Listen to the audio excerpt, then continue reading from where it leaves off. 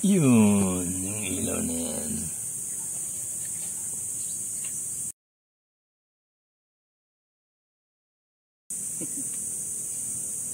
Ito, yan, yung ilaw na yan. May ilaw na yan. So guys, ito yung umiilaw pag nakapark. Laging bumubukas patay. Yan. Yes, morning guys. So, guys, ang reklamo na ito ngayon, ano bang model to? Ford Ranger. Ito, 2.5, no? Wild Track. So, ang problem na ito, yung, ano tawag dito, sir? Si architect ko eh. Sir, ano tawag dito sa complaint mo? Ilaw, nagbiblink, nag-ano? May ilaw.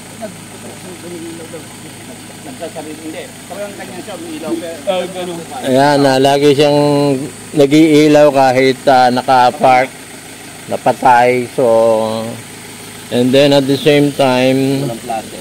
Yung palang gano'n. nakita mo walang plaster. And then dito sa blinker neto, ito natin guys, no?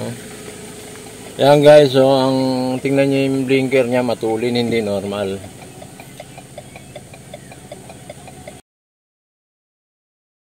Yan. Okay.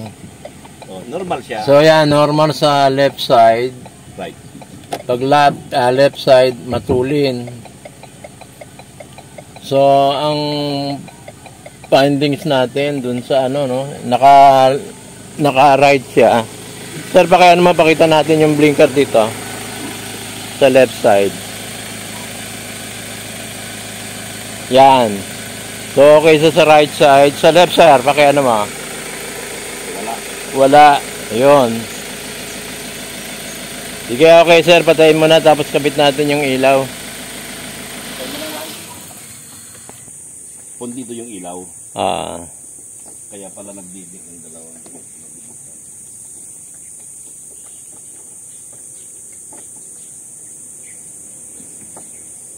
Yan, sir. Yan. Sige sir, pakiano mo.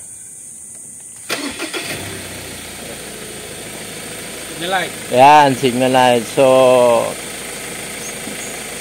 yan sir, nag-signal light na sa right side. Tingnan natin yung placer ngayon sa dashboard. So, ayan, nag-normal na, no? Nawala na yung speed niya na matulin. Normal na siya. So, guys, ganun lang ang trouble nito, no? Makasakaling maharang pa kayo pag ganito ang naging trouble nyo. 10 pundidong ilaw lang sa signal light right side. Itong orange. Solve na ang problema nyo.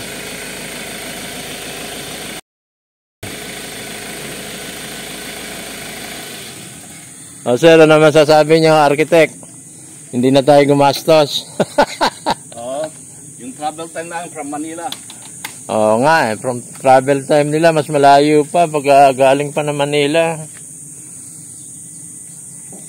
So thank you sir, sa merienda mo. Okay guys, thank you. Thanks for watching. Simple lang ang trouble, nawala na rin yung ilaw dito na ano. So ganito lang ang ano niya.